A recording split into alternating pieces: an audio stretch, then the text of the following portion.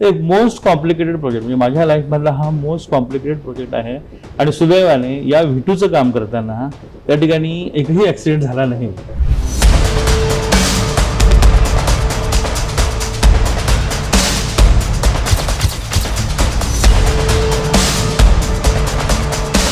हा बोगदा जो आहे तो माझ्या दृष्टीने म्हणजे माझ्या करिअरचा हा माइलस्टोन आहे. कारण ज्याची नोंद गिनीज बुक ऑफ वर्ल्ड रेकॉर्डमध्ये होते आहे तो बोगदा अगदी म्हणजे अंदाजपत्रकापासून ते कम्प्लिशन पर्यंत तो माझ्या नियंत्रणाखाली पूर्ण झाला आहे. ते पुलाचं काम करताना दुसरं आहे की आता पूल 650 मीटर लांबीचा, तर 650 मीटर लांबीचा एक जो पूल आहे तो 2 खांबावर आहे. आता मी मगाशी आपण विचारल्याप्रमाणे त्या खांबाची उंची 182 मीटर आहे. 182 मीटर खांब म्हणजे 60 माळ्याच्या बिल्डिंग एवढ्या उंच असे 2 खांब आहेत. आणि 2 खांबावरती 650 मीटर लांबीच्या ब्रिजचं वजन आहे. आणि ते 36,000 मेट्रिक टन वजन जे आहे ते ह्या 2 खांबावरनं हँग होणाऱ्या, एका खांबावरती 60 केबल, दुसऱ्या खांबावरती 60 केबल, 120 केबलवरती 36,000 टनाचं पूल हँग होतो आहे. जेव्हा शेवटच्या केबलचं स्ट्रेसिंग झालं 240, त्या दिवशी मग मला खूप आनंद झाला की कुठलाही काही प्रॉब्लेम नाही, हा ब्रिज आपण पूर्ण करू शकलो. आणि त्या दिवशी मी माननीय मुख्यमंत्री महोदयांना मेसेज टाकला की I am happy that now we have completed this bridge. आणि then we decided and that day CM sir asked me की आपण याचं ओपनिंग कधी करू शकतो. 1.5 महिन्यापूर्वी मी मेसेज टाकला सरांना की सर ब्रिजच्या केबल्स हँग झाल्या आणि this is the happiest moment for us. CM सरांनी म्हणाले कधी आपण ओपन करू शकतो. सरांना मी त्यावेळेस 1.5 महिन्यापूर्वी सांगितलं होतं की सर आपण 1 मेला याचा विचार करू शकतो ओपनिंगचा. आणि सुदैवाने सर्वच आम्ही फिनिशिंग वर्क आता पूर्ण करत आलो आणि जवळपास झालंय. आणि 1 मेला याचं आता लोकार्पण माननीय मुख्यमंत्र्यांच्या हस्ते होत आहे. हाय हॅलो नमस्कार, मी माधवी वाडकर तुम्हा सगळ्यांचं नवभारत नवराष्ट्रमध्ये मनापासून स्वागत करते. मंडळी, आजचा भाग अत्यंत विशेष आहे कारण आजच्या या भागात आज आपल्यासोबत आहे समृद्धी महामार्ग आणि मिसिंग लिंक यासारख्या जागतिक चमत्काराचे शिल्पकार आणि ते म्हणजे MSRDCचे MD डॉक्टर अनिल कुमार गायकवाड. तर चला त्यांचं स्वागत करूया आणि आपल्या आजच्या ह्या संवादाला, या मुलाखतीला सुरुवात करूया. प्रगतीचा मार्ग हा केवळ सिमेंट कॉन्क्रीटच्या बांधकामाचा नसून तो निश्चय आणि विजनचा असतो. हे ज्यांनी सिद्ध करून दाखवलंय अशा एका महानायकाचा आज आपण परिचय करून घेणार आहोत. ज्यांनी 10वी पर्यंत शाळेत जाण्यासाठी रोज 16 किलोमीटरची पायपीट केली, पण आज ते देशाला ताशी 120 किलोमीटर वेगाने धावणारे महामार्ग देत आहे. अभियंता ते MSRDCचे व्यवस्थापकीय संचालक असा 43 वर्षांचा प्रेरणादायी प्रवास. ज्यांच्या हातांनी सह्याद्रीचे डोंगर फोडून मिसिंग लिंक सारखा जागतिक चमत्कार घडवला आणि समृद्धी महामार्गाच्या माध्यमातून महाराष्ट्राच्या विकासाची नवी भाग्यरेषा आखली. विदर्भ ते कोकणापर्यंत महाराष्ट्राचा कानाकोपरा हायस्पीड एक्सप्रेस वेने जोडणारे आधुनिक विश्वकर्मा आणि जागतिक व्यासपीठावर महाराष्ट्र मॉडेलची मोहर उमटवणारे विजनरी इंजिनियर, ज्यांच्या नजरेत उद्याचा विकसित महाराष्ट्र आहे आणि ज्यांच्या कामात जागतिक दर्जाचे तंत्रज्ञान आहे, आणि ते म्हणजे MSRDCचे MD doctor Anil Kumar Gaikwad sir. नमस्कार अनिल सर, सगळ्यात आधी तुमचं आपल्या नवभारत आणि नवराष्ट्रमध्ये मनापासून स्वागत करते. नमस्कार. आणि खरंच ही मुलाखत सुरू करण्याच्या आधी मी म्हणेन की प्राऊड मोमेंट आहे माझ्यासाठी सुद्धा, कारण महाराष्ट्रातल्या अशा एका शिल्पकारासोबत आज मी आहे आणि तुमची ही मुलाखत घेते. खूप अभिमान वाटतोय. धन्यवाद. अनिल सर, खरं तर बालपण म्हणजे लहानपणी तो मुलगा जो शाळेसाठी 16 किलोमीटर पायपीट करून शाळेला जात होता, ते आज तुम्ही देशाचे सर्वात मोठे असे एक्सप्रेस वे बनवलेले आहेत.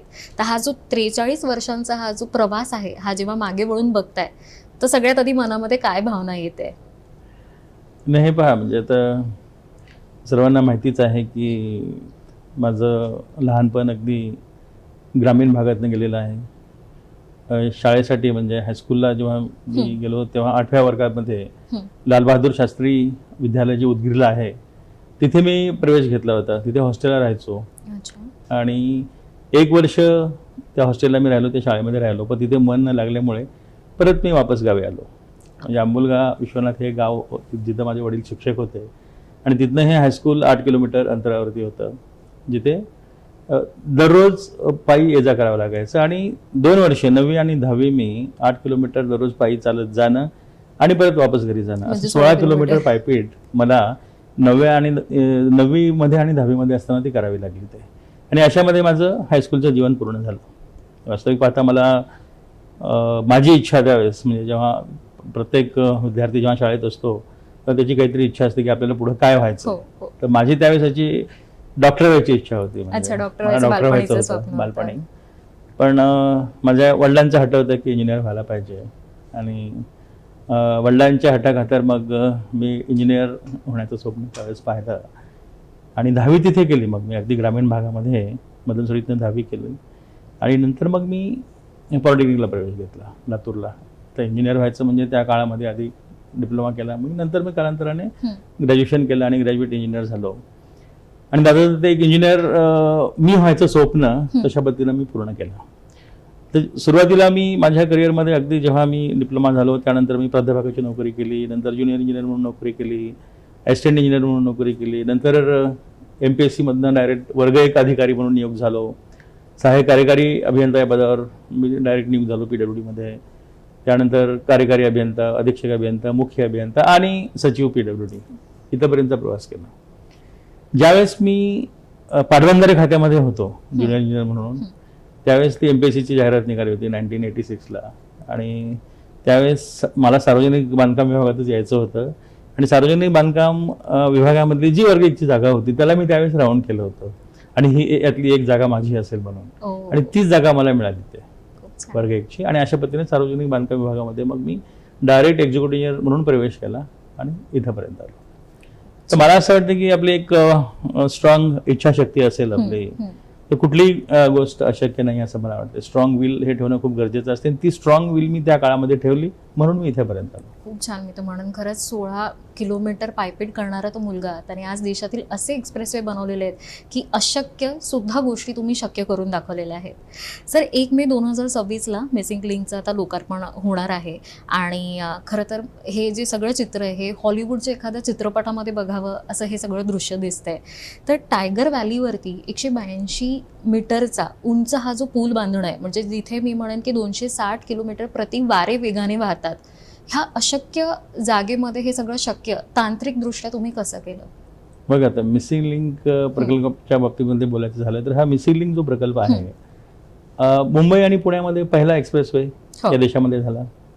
हा 2002 मध्ये पूर्णपणे खुला झाला. म्हणजे टप्प्याटप्प्याने 2001 मध्ये काही पार्टमध्ये खुला झाला होता, 2002 मध्ये पूर्णपणे खुला झाला. आणि जेव्हा 96-97 मध्ये या मुंबई पुणे एक्सप्रेसवेचं जेव्हा प्लॅनिंग झालं त्यामध्ये पूर्ण एक्सप्रेसवेचं प्लॅनिंग झालं होतं. पण हा जो मधला पोर्शन होता, आता ज्याला आपण मिसिंग लिंक म्हणतो, तर 13.30 किलोमीटरच्या या मिसिंग लिंकचं काम त्या काळामध्ये त्यांना करता आलं नव्हतं. त्याला विविध कारणं होती. क्लिष्ट म्हणजे कॉम्प्लिकेटेड, म्हणजे टेक्निकली हा कॉम्प्लिकेटेड प्रोजेक्ट होता. पर्यावरणाच्या काही क्लिष्ट बाबी होत्या त्या काळामध्ये. पुन्हा हा प्रोजेक्ट त्यावेळेस कॉस्टली वाटला, आर्थिकदृष्ट्या परवडणारा नाही वाटला त्या काळामध्ये. म्हणून ह्या 13.30 किलोमीटर या लांबीचं काम जे आहे 96-97ला जेव्हा हा एक्सप्रेसवे सुरू झाला त्यावेळेस ते घेण्यात आलं नव्हतं. म्हणून तिची कॉमन लेंथ होती 19 किलोमीटरची, म्हणजे जुन्या मुंबई पुणे हायवेची तीच कॉमन लेंथ वायडन करून मग जुन्या हायवेची ट्रॅफिक, एक्सप्रेसवेची ट्रॅफिक जी ही 6 लेनची आणि ती 4 लेन, 10 लेनची ट्रॅफिक ही 6 लेनमधनं आतापर्यंत 2002 पासून जाते आहे.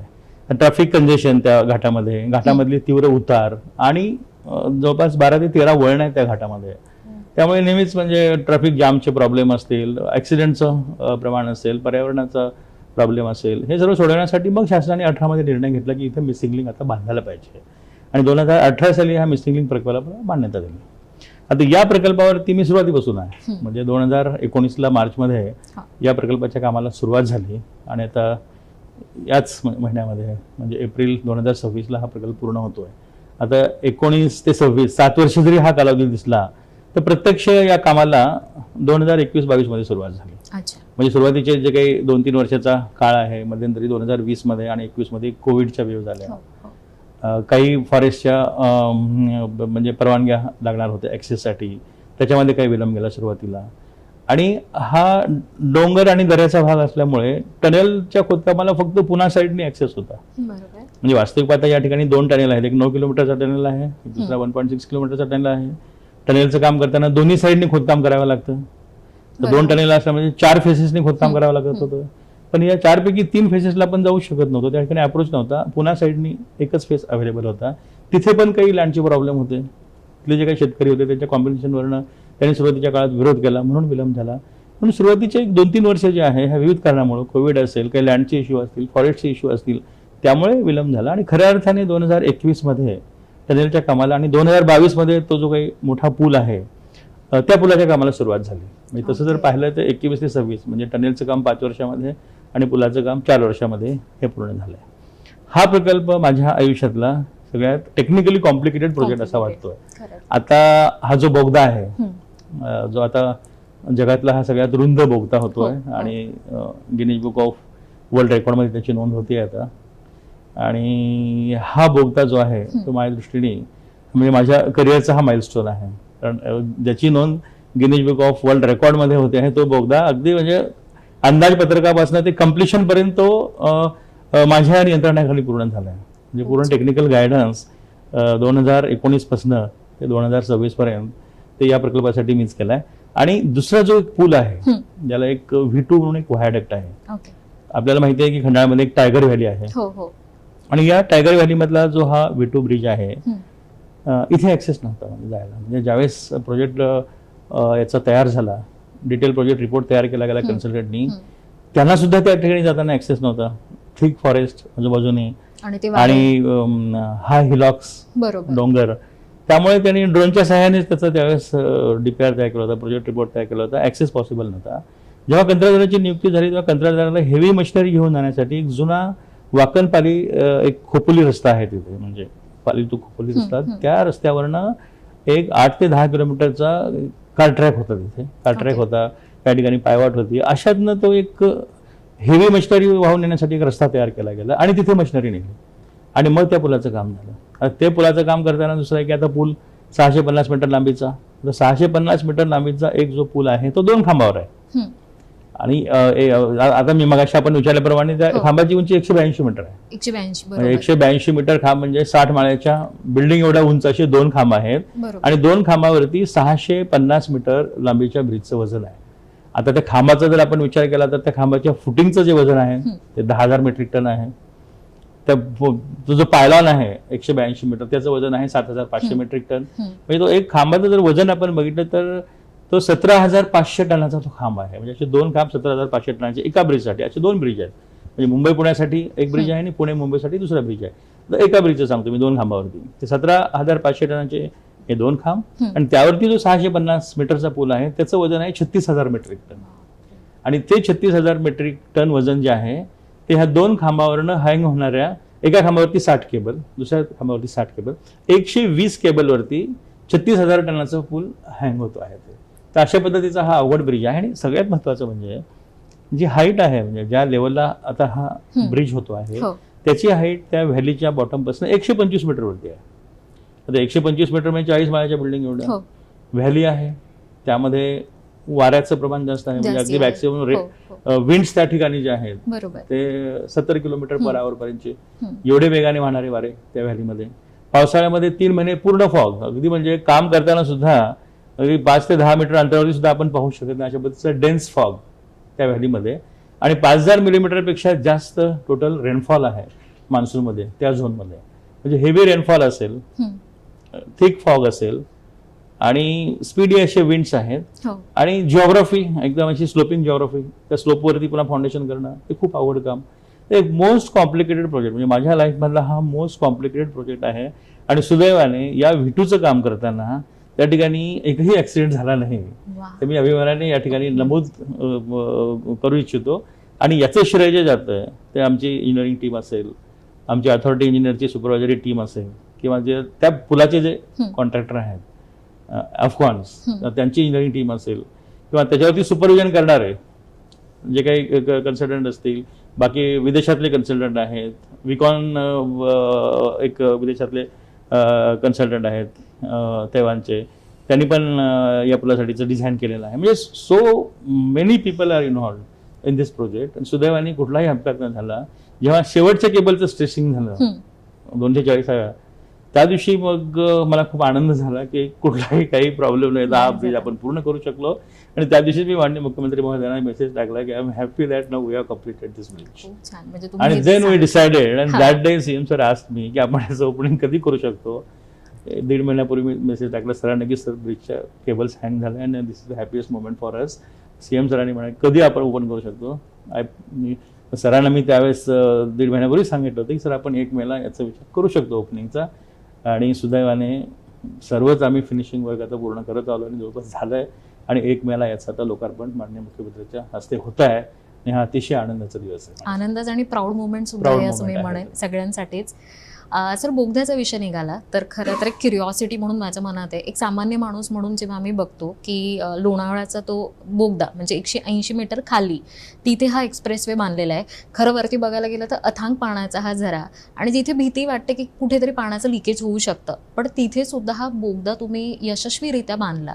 तर हे कसं बांधण्यात आलं म्हणजे एक सामान्य लोकांना सुद्धा समजेल ह्या पद्धतीने आम्हाला सांगा. आता बोगद्याचं काम पुण्या साईडनं जेव्हा सुरू केलं, पुण्या साईडनं आपण ह्या टायगर व्हॅलीपर्यंत बोगद्याची ती लांबी जी आहे ते असा 8.9 किलोमीटर लांबीचा बोगदा, 2 बोगदे आहेत. बरोबर. म्हणजे मुंबईकडनं पुण्याकडे जाण्यासाठी एक बोगदा आणि पुण्याकडनं मुंबईकडे जाण्यासाठी बोगदा. त्याची रुंदी मी मगाशी म्हटल्याप्रमाणे 23.50 आहे, जे जगातील सगळ्यात रुंद बोगदा आहे. आता या बोगद्याचं बांधकाम करताना NATM या पद्धतीने केलं, न्यू ऑस्ट्रियन टनेलिंग मेथड ज्याला म्हणतो, जे ड्रिलिंग अँड ब्लास्टिंग. आपण काय करतो, आता जो फेस आहे पूर्ण, आता हे कर्वेचर जो असतो आर्च पद्धतीने आपण त्याचं खोदकाम करतो. मासे होल्स आपण ड्रिल करतो त्या पूर्ण फेसमध्ये, त्याच्यामध्ये एक्सप्लोजिव्ह भरतो आणि मग नंतर त्याला ब्लास्ट करतो. आणि एका ब्लास्टमध्ये असं 6-6 मीटर पर्यंत ते खोदकाम करत करत करत याचं आपण काम करत आलो आहे. आता आपल्याला एक माहिती देऊ इच्छितो की हा पूर्ण डोंगर दऱ्यामध्ये हे आता सह्याद्रीच्या रेंजेस आहेत आणि सह्याद्रीचा रॉक जो आहे हा खूप स्ट्रॉंग समजला जातो. बरोबर. हा कॉम्पॅक्ट बेसॉल्ट आहे. 94% जो रॉक आहे इथला हा स्ट्रॉंग कॉम्पॅक्ट बेसॉल्ट आहे. त्यामुळे टनेलिंगसाठी हा बेस्ट स्टार्ट आहे. अच्छा. म्हणजे वास्तविकता जेव्हा आपण टनेलिंगची कामं काश्मीरमध्ये बघतो किंवा हिमाचलमध्ये बघतो, त्या ठिकाणी खूप असं स्टार्टा सॉफ्ट असल्यामुळे तिथं खूप चॅलेंजेस होतात टनेलिंगमध्ये, की सॉफ्ट स्टार्ट असल्यानंतर कोलॅप्स होतात किंवा लाईनिंग करावी लागते. पण तशा पद्धतीच्या लाईनिंगची इथं गरज भासत नाही. म्हणजे जनरली सॉफ्ट स्टार्ट असला की टनेलला आपल्याला RCC लाईनिंग करावी लागते. इथे तसं RCC लाईनिंगची काही गरज नाही भासली. सुरुवातीच्या सुरुवातीला 25-1 मीटर जेव्हा आपण खोदकाम करतो तेवढंच आम्ही कॉन्क्रीट लाईनिंग केलं. म्हणजे अगदी सुरुवातीला आणि एक्झिटला, म्हणजे मधला जो पूर्ण पोर्शन आहे 8.9 किलोमीटर मधला, हे 50 मीटर सोडून तिथे लाईनिंग नाही आहे. म्हणजे आपण पूर्ण ब्लास्ट करून जो काही रॉक सरफेस आहे, स्ट्रॉंग रॉक, त्या रॉकला आपण मग अँकरिंग करतो. असे 6-6 मीटरचे अँकर बोल्ट्स असतात ना, ते अँकर बोल्ट्स आपण हे करतो त्याच्यामध्ये. आणि त्यानंतर शॉर्ट क्रिटिंग करतो. त्याला शॉर्ट क्रिटिंग जे असतं ना, 125 mm जे काही असतं ना, तीच लाईनिंग असते ती 125 mm ची. तर त्यामुळं अशा पद्धतीच्या बेसॉल्टमध्ये हे टनेलचं काम करणं जे आहे ना, ते जरी सोपं असलं तरी विड्थमुळे हे क्लिअर झालं. आणि 6% जे मी म्हणालो की या ठिकाणी 94% कॉम्पॅक्ट बेसॉल्ट आहे, 6% जो रॉक आहे आम्हाला फ्रॅक्चर रॉक भेटला मध्ये मध्ये कुठे कुठे. आणि काही ठिकाणी असं रेडिश सॉइल जे आहे ना, असे लेअर त्या डोंगराच्या 200 मीटर खाली आम्हाला कुठे कुठे आढळून आले. आणि हे चॅलेंजेस आम्हाला त्या टनेलमध्ये आले. मग तिथे आम्ही ते सपोर्टिव्ह रिब्स अशा टाकून त्या ठिकाणी सपोर्ट सिस्टीम करत, लाईनिंग करत अशा पॅचेसला आम्ही कव्हर केला. आता आपण विषय काढला लोणावळा लेकचा. जेव्हा आम्ही 4 किलोमीटर खोदकाम करत गेलो त्याच्यावर तो लोणावळा लेक होता. लोणावळा लेकचा स्प्रेड साधारणतः 1.5 ते 2 किलोमीटर मध्ये तो स्प्रेड टनेलवरती, आणि तिथनं तो 180 मीटरवरती टॉपला. तर वास्तविकता आम्हाला वाटलं की लोणावळा लेकच्या खाली काही लिकेजेस असतील, पण पूर्ण खोदकामामध्ये तिथला स्टार्टअप पण चांगला होता. म्हणजे ते फ्रॅक्चर्ड रॉक किंवा रेडिश रॉक तिथे नाही सापडलं मला. ते लोणावळा लेकच्या खालचा पूर्ण स्टार्टा कॉम्पॅक्ट बेसॉल्ट खूप हार्ड होता. त्या ठिकाणी एकही लिकेजेस नव्हतं आणि कम्फर्टेबली आम्ही तो लोणावळा लेक पार करून पुढे गेलो होतो. या टनेलमध्ये एकूण 4 कर्व्हज आहेत. असं म्हणजे हा टनेल स्ट्रेट नाही आहे, म्हणजे 4 कर्व्हज आहेत.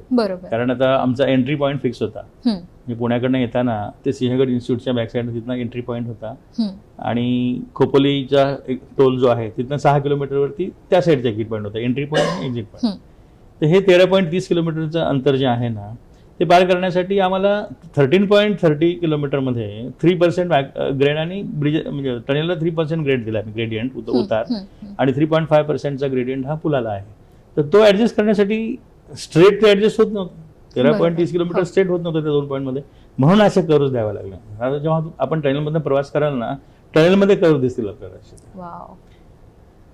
अशा पद्धतीचं हे कॉम्प्लेक्स काम टनेलचं सुद्धा जे आहे ना, ते सुद्धा आम्ही 5 वर्षात पूर्ण करू शकतो. खूप छान. आणखीन या टनेलचं आपल्याला एक वैशिष्ट्य सांगतो की देशामध्ये फर्स्ट टाइम फायर सेफ्टीसाठी ना एक हाय प्रेशर वॉटर मिस्ट सिस्टीम आम्ही टनेलमध्ये बसवली आहे. जे पूर्वी देशामध्ये कुठेच नव्हती. पहिल्यांदा समृद्धी महामार्गावरती जो कसाऱ्यामध्ये टनेल आहे त्यामध्ये आपण ती सिस्टीम बसवलेली आहे. त्याच्यानंतर आता या टनेलमध्ये बसवलेली आहे. इव्हन व्हेंटिलेटर सुद्धा सिस्टीम, मोठे जगातील सर्वात मोठे फॅन्स इथे बसवण्यात Yes. आलेले आहेत, राईट? हो, याच्यामध्ये 9 किलोमीटर 8.9 किलोमीटरच्या लांबीच्या टनेलमध्ये असे व्हेंटिलेशन फॅन्स आहेत, असे बरोबर. ट्विन व्हेंटिलेशन फॅन्स आहेत, दोन. त्याचा डायमीटर आहे 1.5 मीटरचा आणि त्याची लांबी आहे 2.5 मीटरची.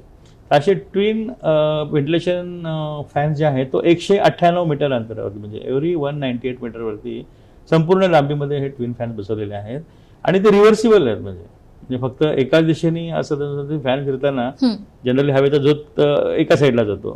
कंट्रोल रूम मधनं आपण ते दुसऱ्या साईडला पण करू शकतो. ओके. म्हणजे मध्ये काही इन्सिडेंट झाला किंवा कुठं स्मोक असेल तर ज्या डायरेक्शनला तो म्हणजे स्मोक काढायचा असेल त्या टनेलमधून त्या डायरेक्शनला ते त्या याच्यामध्ये काढू शकतो आपण, म्हणजे इन्सिडेंट्समध्ये.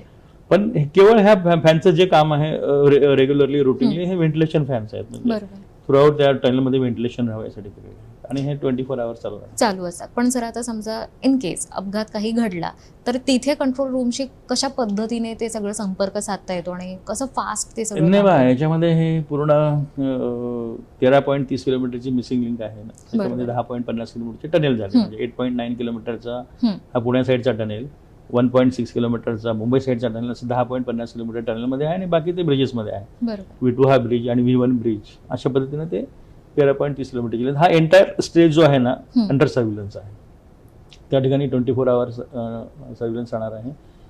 2 कंट्रोल रूम्स आम्ही अशा एस्टॅब्लिश केलेल्या आहेत. एक म्हणजे पुण्या साईडला एक मोठी कंट्रोल रूम आहे तिकडे अगदी टनेलच्या त्या फेसला आहे, आणि दुसरी खोपोली साईडला आहे. आणि दोन्ही कंट्रोल रूममधनं याचं एंटायर मॉनिटरिंग जे आहे आणि सर्व्हिलन्स ऑफ द टनेल जे आहे ना ते केलं जाईल. म्हणजे कुठला आता इन्सिडेंट घडला, समजा टनेलमध्ये एखादा फायर झाला, तर फायर झाल्यानंतर जी high pressure water mist system आहे ती लगेच सुरू होईल. म्हणजे 60 डिग्री टेम्परेचर जेव्हा क्रॉस करेल ती फायर सिस्टीम ऑटोमॅटिकली ते जे नोझल्स आहेत त्यामध्ये ते मिस सिस्टीम सुरू होईल आणि 2 ते 3 मिनिटांमध्ये तो फायर कंट्रोलमध्ये. ओके. आणि मेडिकल इमर्जन्सी म्हणा किंवा असं काही आलं तर पटकन कॉन्टॅक्ट करण्यासाठी? मेडिकल इमर्जन्सी आलं तर इव्हन त्याच्यामध्ये सर्व्हिलन्समध्ये असल्यामुळे कुठे काही प्रॉब्लेम आला की लगेच कंट्रोलमधनं त्यांना कळेल आणि इमिजिएटली सुविधा पुरवली जाईल.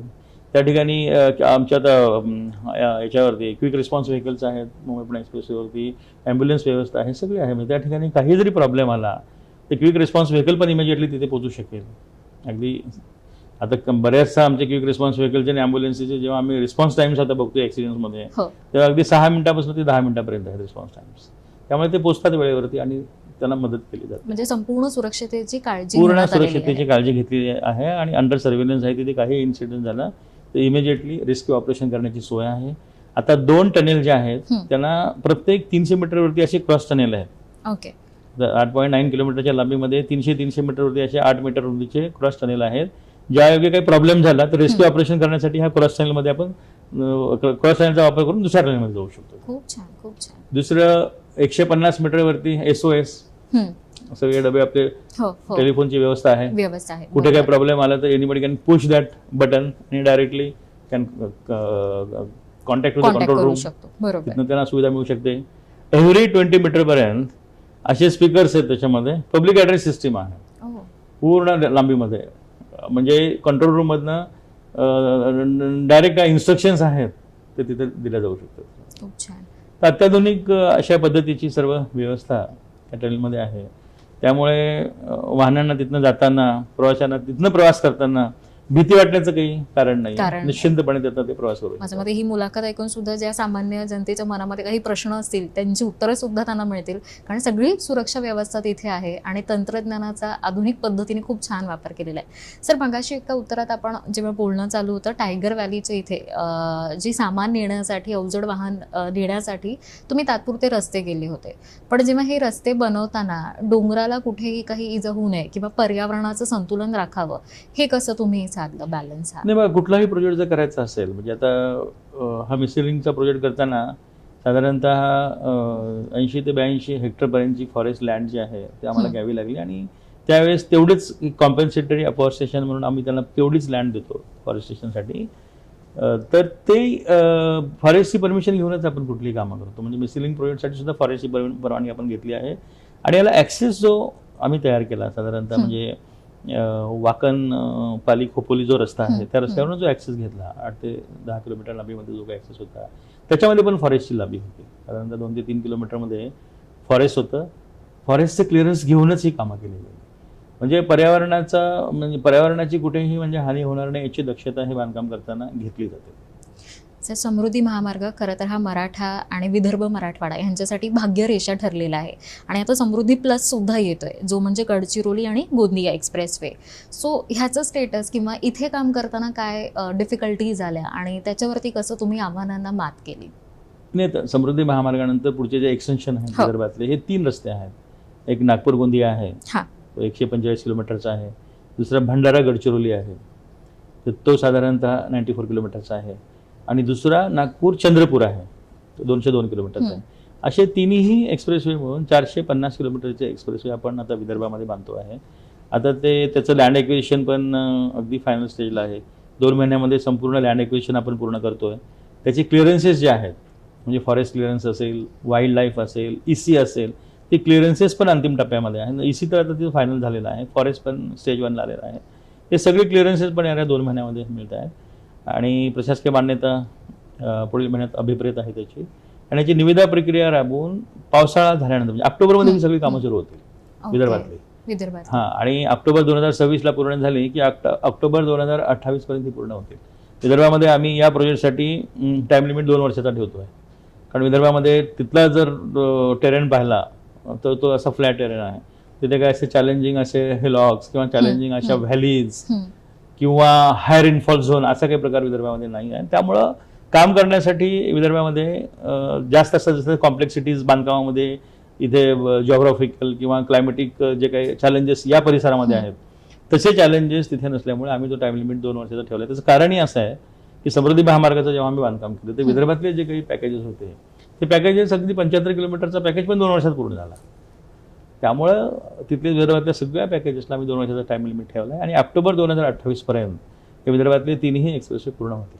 खूप छान. सर, नागपूर गोवा आपण म्हणतो शक्तिपीठ मार्ग, खरं तर अनेक धार्मिक स्थळांना जोडणारा हा मार्ग आहे, पण हा जागतिक स्तरावर व्यासपीठ सुद्धा देईल, हे कसं होईल? म्हणजे ह्या शक्तिपीठाबद्दल थोडंसं जाणून घेऊया. आता समृद्धी महामार्गानंतर आता दुसरा जर ड्रीम प्रोजेक्ट असेल आणि मुख्यमंत्र्यांचा आता हा दुसरा ड्रीम प्रोजेक्ट आहे, तर शक्तिपीठ महामार्ग हा खूप वेगळा असेल. त्याच्यामध्ये बघा 19 अशी मोठी देवस्थानं या शक्तिपीठाच्या जवळून म्हणजे या 19 देवस्थानाच्या जवळून हा शक्तिपीठ महामार्ग जातोय. आणि 3.5 शक्तिपीठं जे आहेत महाराष्ट्रामध्ये त्याच्यामध्ये 3 शक्तिपीठं या महामार्गावर येतात. म्हणजे माहूरगड आहे, तुळजापूर आहे आणि महालक्ष्मी. तर हे 3 शक्तिपीठ आहेत आणि याला जे काही शक्तिपीठ महामार्ग नाव दिलं हे साजेसच आहे. 3 शक्तिपीठ आहेत या महामार्गावरती. आणि या महामार्गामुळं हे जे काही पर्यटन आहे ना मोठ्या प्रमाणामध्ये, आता हे सगळे मोठे टेम्पल्स आहेत या ठिकाणी. म्हणजे पंढरपूरचं टेम्पल असेल, विठोबाचं टेम्पल असेल, तुळजापूर, महालक्ष्मीचं टेम्पल असेल, पुन्हा परळी वैजनाथ आहे, अंबाजोगाई आहे, औंढा नागनाथ आहे. अशी मोठी टेम्पल्स या महामार्गाच्या बाजूने असल्यामुळे तिथला पण आता विकास होईल. आणि हे फास्टेस्ट कनेक्टिव्हिटीने जोडल्या गेल्यामुळे धार्मिक पर्यटनामध्ये मोठ्या प्रमाणात वाढ होईल. दुसरं या महामार्गाचं वैशिष्ट्य असं आहे की या महामार्गाला क्रॉस करणारे जे मोठे नाले आहेत, मेजर नाले, त्या नाल्यावरती आम्ही ब्रिज का बंधारे करणार आहोत. म्हणजे ब्रिजसोबत बंधारे पण बांधणार आहोत जे मेजर नाले आहेत त्याच्यावरती. दुसरे जे मायनर नाले आहेत, छोटे नाले पण बरेच आहेत, साधारणतः 1000च्या आसपास असतील छोटे नाले. अशा नाल्यांचं खोलीकरण करणं, रुंदीकरण करणं किंवा त्यावरती असे छोटे छोटे चेकडॅम्स बांधणं, या मार्गे मोठे जलसंधारणाची कामं पण या प्रोजेक्टसोबतच होतील आणि या प्रोजेक्टच्या खर्चामध्येच होतील. ते आता महामार्गासाठी जे काही आपण मोठ्या प्रमाणामध्ये एम्बँकमेंटसाठी रूम लागतो, नाल्यामधलं जे काही वायडनिंग करायचं असेल, रुंदीकरण असेल, खोलीकरण असेल, तर त्याचा मुरुम आपण महामार्गासाठी वापरू शकतो. त्यायोगे पाण्याचा साठा होऊ शकतो. दुसरं असं आहे की या महामार्गाच्या बाजूने प्रत्येक म्हणजे 100 किलोमीटरमध्ये साधारणतः 1000 शेततळी. म्हणजे आता 856 किलोमीटरचा हा महामार्ग आहे. कोल्हापूर नंतर हा खूप हिली रिजन असल्यामुळे तिथे काही म्हणजे शेततळी करणं शक्य होणार नाही आहे. पण कोल्हापूरपर्यंत जो काही पोर्शन आहे साधारणतः ते 7 ते 8,000 शेततळी जे आहेत महामार्गाच्या बाजूने बांधण्याचा तो मानस आहे. ती शेततळी अशी राहतील की शेतकऱ्यासोबत आम्ही करार करू त्यांचा, म्हणजे ते कॉन्ट्रॅक्टर करार करतील, त्यांचा तो मुरुम उचलला जाईल बांधकामासाठी आणि त्या ठिकाणी मग स्टोरेजेस क्रिएट होतील आणि त्यात साठणारं जे काही पाणी असेल त्यातलं अर्ध पाणी बांधकामासाठी कॉन्ट्रॅक्टर वापरू शकेल, बांधकाम कालावधी जो काही 2.5 वर्षाचा किंवा 3 वर्षाचा असेल तोपर्यंत, आणि त्यानंतर ते संपूर्ण पाणी शेतकऱ्याला वापरता येईल. ते अशी 8,000 शेततळी निर्माण करणं किंवा ब्रिज किंवा बंधारे बांधणं, नाल्याचं खोलीकरण आणि रुंदीकरण करणं, हे सगळ्या बाबी आम्ही ह्या महामार्गासोबत करत असल्यामुळे हा महामार्ग ओनली महामार्ग राहणार नाही, त्याच्या बाजूने एक हरित क्रांती मोठी शक्तीपीठ महामार्गाच्या बाजूने होणार आहे. दुसरं असं आहे की जेवढे आता इंटरचेंजेस आहेत, म्हणजे हा ऍक्सेस कंट्रोल महामार्ग आहे, म्हणजे कुठेही ऍक्सेस नाही आहे, जिथे डेडिकेटेड असे क्रॉसिंग आहेत मोठे म्हणजे नॅशनल हायवेचे, तिथेच आपण इंटरचेंज करणार, तिथेच एंट्री करता येणार, तिथेच एक्झिट करता येणार. तर या एंट्री एक्झिट पॉईंटला एक साधारणतः 80 ते 100 स्क्वेअर किलोमीटर क्षेत्रामध्ये आम्ही प्लॅनिंग अथॉरिटी म्हणून काम करणार आहे, स्पेशल प्लॅनिंग अथॉरिटी म्हणून. म्हणजे अशा इंटरचेंजेसचा एक शिस्तबद्ध पद्धतीने विकास करण्याचं नियोजन आहे. ज्या योग्य त्या ठिकाणी मोठ्या इंडस्ट्रीज असतील किंवा मोठे मोठे इन्स्टिट्यूट्स असतील, हे झपाट्याने असे वाढतील. खूप छान. मी तर कौतुक म्हणेन, कारण म्हणजे असे फक्त एक्सप्रेसवे नाही आहे की ते अंतर कमी करतील, असे सुद्धा शक्तीपीठ मार्ग तुम्ही बांधताय की ज्याच्यातून ही जी धार्मिक स्थळं आहे, जो महाराष्ट्राचा मेन आपण म्हणतो वारसा आहे, ते सुद्धा एकमेकांना खूप लवकर जोडले जातील. सर, तुम्ही गणित मांडलं होतं, मला ते गणित थोडंसं समजून घ्यायचं आहे की म्हणजे मिसिंग लिंकमुळे रोज 1 कोटी रुपयाच्या इंधनाची बचत होईल. सो नेमकं आमच्या सर्वसामान्यांच्या खिशावरती कसा ह्याचा फायदा होईल? नाही, पहा, आता मुंबई पुणे आता सध्या लोक जे प्रवास करायचे, कळंबोलीला जेव्हा आपण एक्सप्रेस सुरू होतो तिथनं ते प्रवास करायला लागायचे आणि त्यांचा प्रवास एक्सप्रेसचा संपायचा वेस्टर्ली बायपास जिथे संपत होते त्या टर्निंगला, तिथे वेस्टर्ली बायपास जिथे एंड होतो तिथे ते 94 किलोमीटरचं अंतर होतं.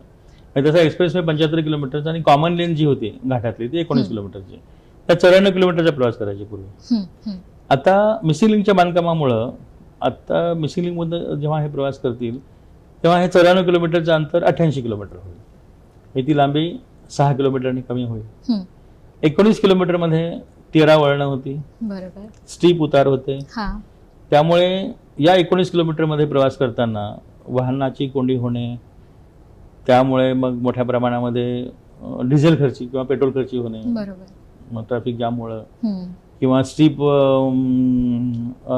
चढ असल्यामुळे त्या ठिकाणी पण फ्युएल कन्झम्पशन होणं, अंतर जास्त असणं. त्यामुळे आमच्या लोकांनी एक कॅल्क्युलेशन केलं आहे की जेव्हा मिसिंग लिंक पूर्ण होईल तेव्हा हे वाहनं जेव्हा प्रवास करतील या रस्त्यावरनं, तेव्हा दररोज आता जे काही ट्रॅफिक आहे रस्त्यावरून जाणारी, त्यामध्ये दररोज 1 कोटीची सेव्हिंग होईल. वा, सर्वसामान्यांना खुश करणारा असा आहे. आणि मिसिंग लिंकमुळे आपण आता टोल वगैरे असं काही वेगळा लेवी नाही करत. आज ज्या पद्धतीनं टोल घेतला जातो खालापूरला आणि तिकडे पुण्या साईडला, तेवढाच टोल आपण एक्स्ट्रा काही अजून टोल वगैरे तिथे टोल ज्या पद्धतीने चाललाय त्याच पद्धतीने. ओके सर, अलिबाग विरार हा जो मल्टी मॉडेल कॉरिडॉर आहे, खरं तर हा गेम चेंजर ठरलाय MMRD तुमच्यासाठी, MMR रिजनसाठी. सो ह्याचं स्टेटस काय आहे आता? मल्टीमॉडल कॉरिडॉर आता आम्ही शासनाने नुकतीच त्याला खाजगी सहभागाने म्हणजे PPP मध्ये, पब्लिक प्रायव्हेट पार्टनरशिपमध्ये घेण्यासाठी मंजुरी दिली आहे, मान्यता दिली आहे. आणि याला साधारणतः 19.80% एवढा VGF लागतो, व्हायबिलिटी गॅप फंडिंग लागतं आहे. आणि सेंट्रल गव्हर्नमेंटकडे आम्ही ते व्हायबिलिटी गॅप फंडिंगसाठी प्रस्ताव सादर केला आहे. आता व्हायबिलिटी गॅप फंडिंगला प्रिन्सिपली अप्रूव्ह मिळालं की आम्ही त्याच्या निविदा प्रसिद्ध करणार आहे. बाकी लँड एक्विजिशन त्याचं फास्ट सुरू आहे. येणाऱ्या 3 महिन्यामध्ये पूर्ण लँड एक्विजिशन क्लिअरन्सचे सगळा विषय संपेल. हा क्लिअरन्स आला की साधारणतः एक येणाऱ्या ऑक्टोबर-नोव्हेंबर 2026 पर्यंत कंत्राटदाराची निश्चिती करण्याचं नियोजन आहे. ओके, मला अजून 2 प्रोजेक्ट आणि तिथून मग नंतर पुढील 3 वर्षामध्ये हा प्रोजेक्ट पूर्ण होईल. ओके, मला अजून 2 प्रोजेक्टची माहिती हवी सर. एक तर पुणे रिंग रोड आणि दुसरं म्हणजे आपण जो जालना नांदेड एक्सप्रेसवे आहे त्याबद्दलची माहिती. आता पुणे रिंग रोडचं काम सुरू आहे. पुणे रिंग रोड हा 169 किलोमीटर लांबीचा रिंग रोड आहे. आता त्यातले तसे 12 कन्स्ट्रक्शन पॅकेजेस होते, त्यातले 9 पॅकेजेसचं काम आता सुरू आहे. 3 पॅकेजेस हे एक NH आणि आमची कॉमन लेंथ होती त्यामुळे तिथे मागे आहेत, पण ते पण आता सुरू होतील. म्हणजे येणाऱ्या 3 महिन्यामध्ये त्याची टेंडरिंग प्रोसिजर होऊन ते पण 3 पॅकेजेस सुरू होतील.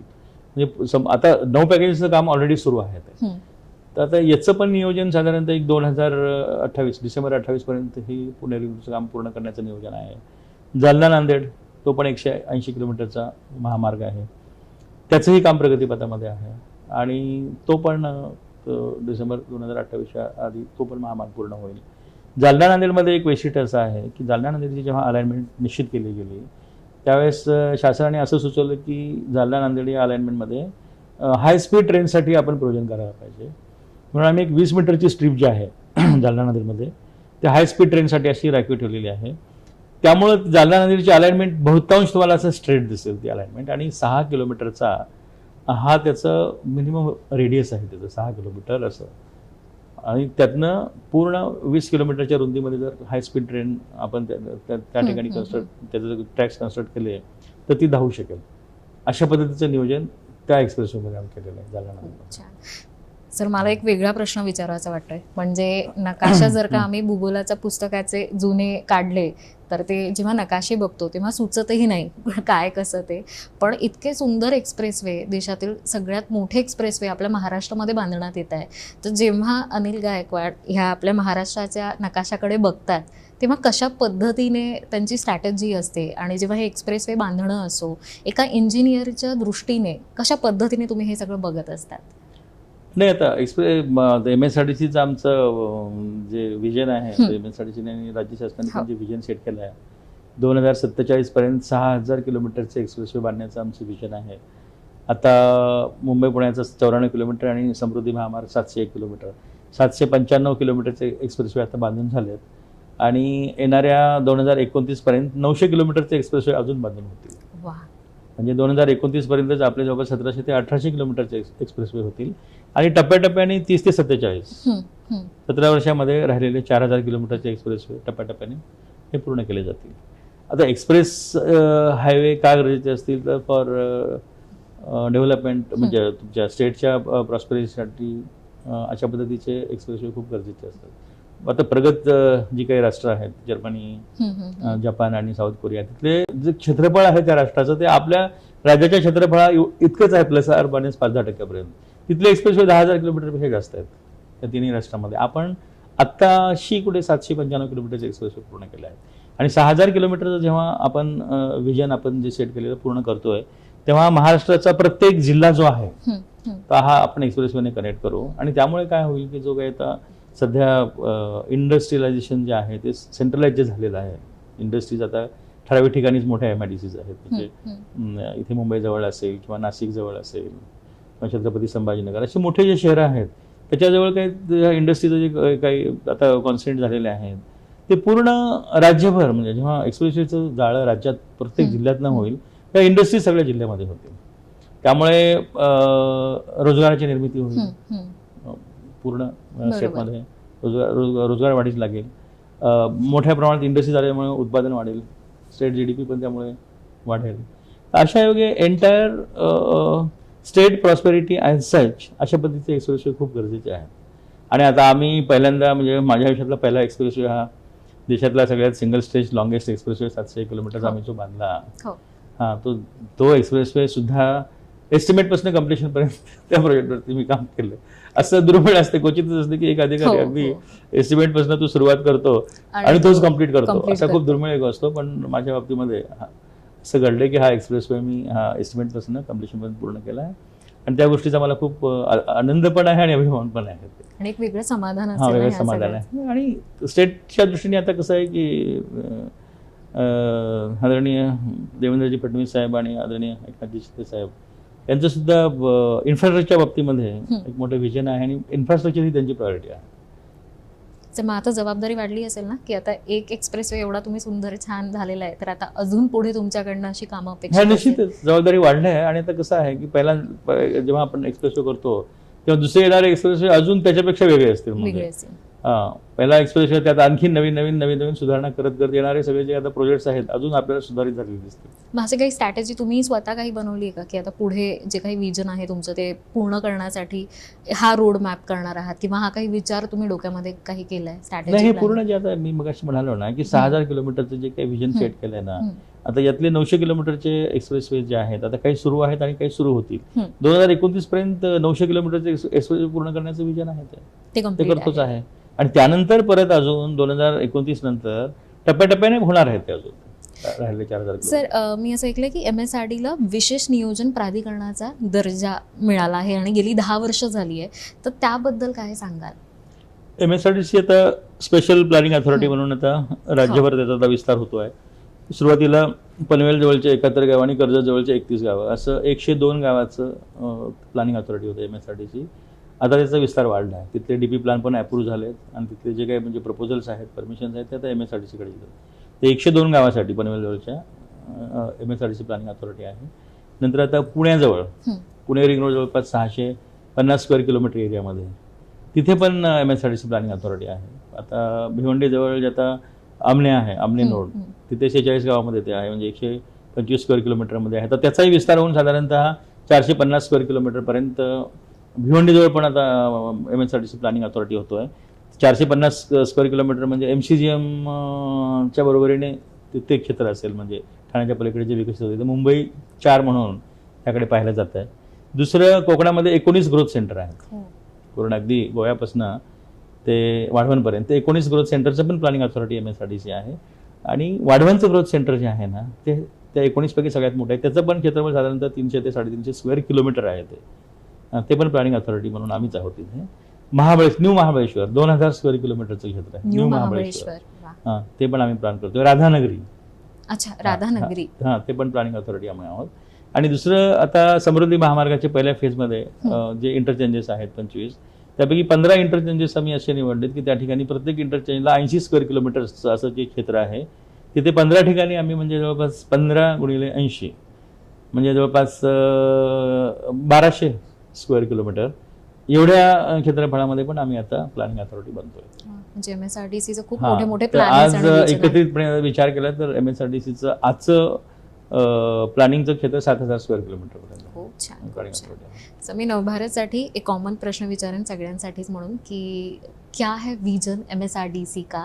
अगर मैं कहूँ कि आगे 5 साल after 5 years what is the vision of MSRTC? First phase, in the first phase now means there is a planning of construction of 900 kilometer of expressways in the next 5 years. Wow. Till 29, 900 kilometer expressways will be completed by the MSRTC. And you said the planning authority also, MSRTC got the planning authority also. So what are the vision or what are the planning strategy for this? In planning authority now, so many government lands are there in the planning authority. So we are requesting government to vest those land parcels with the planning authority. So we will develop those land parcels properly, and then so many investors can be attracted to invest in our jurisdiction, and new industries will be established. Very nice. Thank you sir. खूप छान वाटलं तुमच्यासोबत ही मुलाखत आणि हा संवाद करून. मला आजही डोळ्यासमोर तो मुलगा येतोय जो शाळेत जाण्यासाठी 16 किलोमीटर चालत गेला, पण त्याच मुलाने आज तुम्ही हे सगळं काही देशातील सर्वोच्च एक्सप्रेस वे आज बांधून महाराष्ट्राला एक वेगळी उड्डाण पूल असं दिलं आहे, उड्डाण दिली, एक उंचाई दिलेली आहे. त्यासाठी खूप खूप धन्यवाद आणि अभिमान वाटतो संपूर्ण महाराष्ट्राला असं मी म्हणेन. तर जाता जाता आमच्या नवराष्ट्र नवभारतच्या प्रेक्षकांना जर का काही सांगायचं असेल किंवा आपल्या महाराष्ट्राच्या ह्या नागरिकांना काही सांगायचं असेल, एखादा संदेश मेसेज द्यायचा असेल तर तो काय असेल?